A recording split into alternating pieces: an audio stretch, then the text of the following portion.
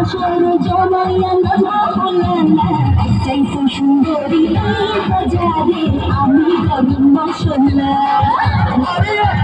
সুন্দরী তুই হাজারে গরম মশলা